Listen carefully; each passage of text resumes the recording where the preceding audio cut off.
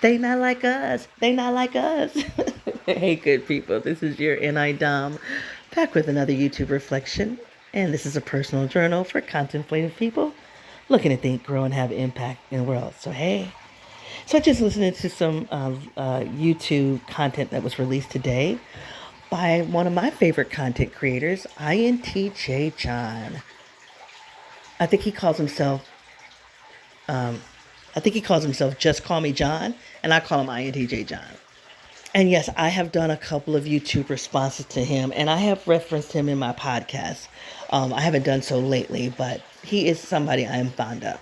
So he does this YouTube video today where he's asking people, how do you know if you're talking to somebody, whether if you're talking to somebody in the MBTI community, personality type, and they identify themselves in a particular way, how do you know if that is that type or not?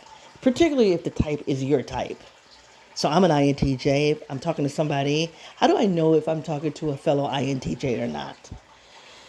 And so I have some reactions to that question. He asked the question. He wanted to get the conversation started. So I'm here to do that. But I have some reactions to several things he said throughout that video, and I'm here to do that. Other than trying to make a complete fool out of myself by starting off as though I can really rap Kendrick Lamar, okay? But hey, if you're new to this project, this is a personal journal where I process my inner and my outer worlds. I do so by using personality theory. The two theories that I use the most are the Myers-Briggs and the Enneagram. Pushing those two systems together, I identify as an INTJ 8. I have a number of other disclaimers that I do on the podcast. I'm not going to do that here, but for now, I want you to know that this project is unedited, is unscripted. To know more about it, feel free to go to my podcast, Your NI Dom, or go to my website, yournidom.wordpress.com. So it's interesting that at the beginning of his video, and he's talking, he's setting up a case that I would call a case. I have in the back of my mind Kendrick Lamar. I can hear it, and I'm new to Kendrick Lamar, so it could be my age, maybe not, because I think there are other people who are my age who loves his work. I'm just not a big fan of hip hop, although I'm from the hip hop generation. I was raised on it. So I'm not following it these days. Anyway, that's neither here nor there. But I do know Kendrick Lamar's work. So I'm listening to INTJ John. I'm like, this sounds a lot like They Not Like Us, And I'm thinking to myself, is that what he's trying to do? Is he trying to set up a boundary around who belongs and who doesn't? Because that's what that song is about. It's about belonging. It's about an identity and who belongs with it, whose identity belongs in this group and who should be excluded. So at some point, he eventually says, INTJ John eventually says, I'm not trying to gatekeep. And I'm like, but yeah, you are. That's exactly what you're doing. Because that's the essence of the song that you're referencing from Kendrick Lamar. And I'm not saying, as a person that is an equity worker, in education, we often talk about what's exclusionary behavior, and exclusionary behavior can be harmful. Yes, it can be. But I also understand as a social scientist, and when you study group dynamics, that there is a way of identifying a group. And every group has an inside environment and an outside environment.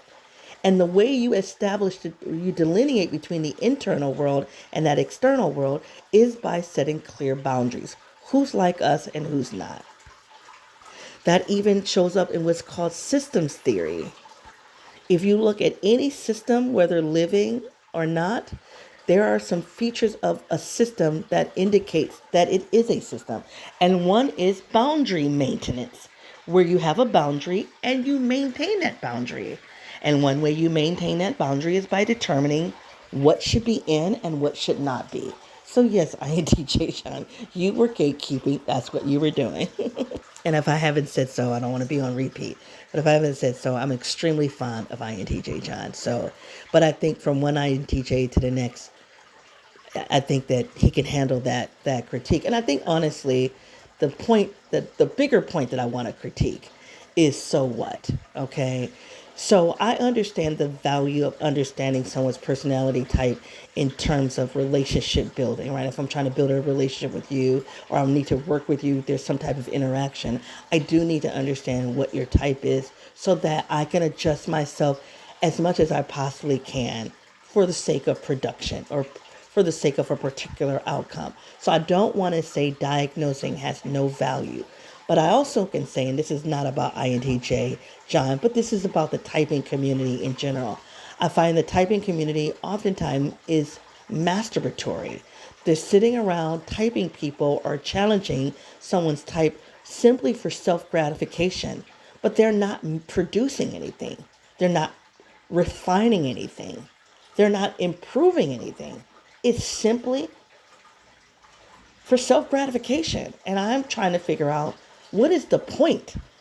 What is the point? MBTI should not be used as a diagnostic instrument. In my opinion, it should be used as an instrument that will help us to produce. Now, naturally, I have a bias. I'm an INTJ, so I'm biased, right? I don't want to do anything unless I'm able to have an impact and make things better. So I don't understand the whole point of. I would really love for INTJ John to come back and just make a case for why is this relevant, other than because that's what he wants to do and it's his damn channel. He can do whatever he wants to do, right? But for those of us who are fond of him, and I deeply respect his work around MBTI, if there is relevance for this, I just would love to hear that. And speaking of being fond of INTJ John, how about hearing him say he was going to the Black Lives Matter protest? That's what's up right there. So I really like him now. But I understand this point. One of the points that he made in that video when he's talking about people performing a thing and not being the thing. And you know when he's absolutely right. You know when somebody is performing an identity, performing a certain level of understanding, a certain level of education, a certain political orientation. You know when they're performing it. And one way I determine how if somebody is performing is through vocabulary. When your performance is laden with the very vocabulary of the thing you're trying to present, then you don't know a thing. You just know the words of the thing. So I already mentioned that I do equity work or I have done equity work in the past. And one of the things I find incredibly frustrating is when I'm around other quote unquote equity workers and you know the vocabulary. And as a matter of fact, I have been regulated on if I use the right words in the equity movement. So one time I used the framing, I'm racialized. And a person challenged me on that, rightfully so, because she was like, we're all racialized. And she was right. But most people use that term in terms of being racialized as a racial minority, right? See, when you're racialized white, that shows up differently than when you're racialized black or brown. But either way, this was a racialized white woman correcting me, and I was like, and I'm like, that's fine. Check me. Check me, make sure I get the vocabulary right. But let's peel back the curtains a little bit. At the end of the day, what is the point? What is the point of our work? Is it about words or is it about impact? And the last I checked, all you've done is talked about words. Reading certain books so you can learn the words. You can be in meetings so you can use the words. And you're not doing anything in the world that's having a material impact on improving the lives of marginalized people. But that's a little tangent, so let me come back and let me bring myself back. I feel that same way about the MBTI community in part because not all people in the MBTI community, but those who are sitting around questioning someone's personality type. Like, and so what? Now, if knowing that type is going to help you to have a better relationship with them, it's going to allow you guys to be more productive, have at it. But if it's just about making sure the diagnosis is spot on, you can miss me with that. The other thing I want to say that I would love input on this is I want input on this, but a person's personality is made up of a number of things. So behavior is not the sum total of one stimuli.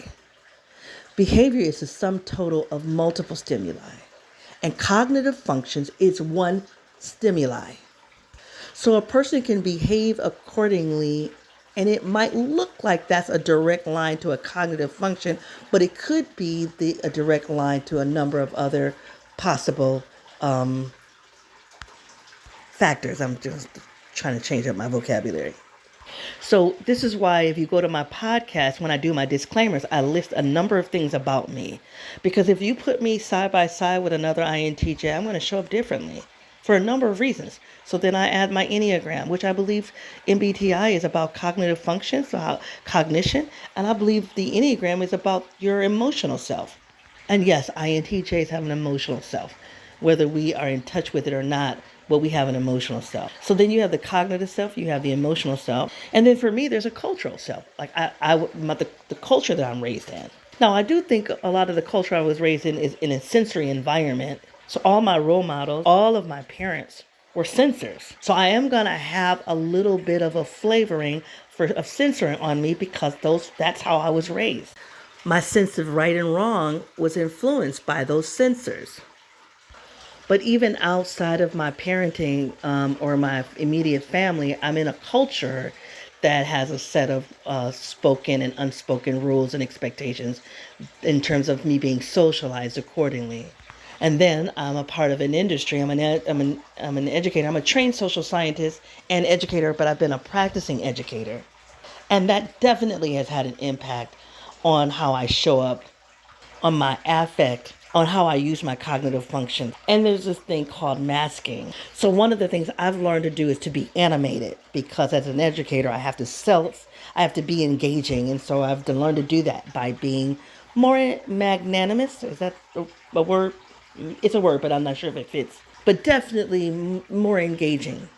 And then as an entrepreneur, I've had to do a lot of networking. So that right there takes me outside of your typical INTJs we don't like to banter, right? So I'm not going to banter a long time, but I am going to banter as a segue to networking. I just did a YouTube video on that, so go check that out if you want to know more.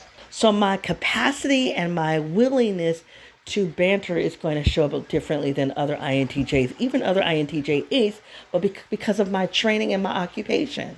So I think it's very dangerous when we start limiting behaviors to cognitive functions, as though there's a direct one-line relationship between a stimulus and an outcome, a behavior, and it just doesn't work that way.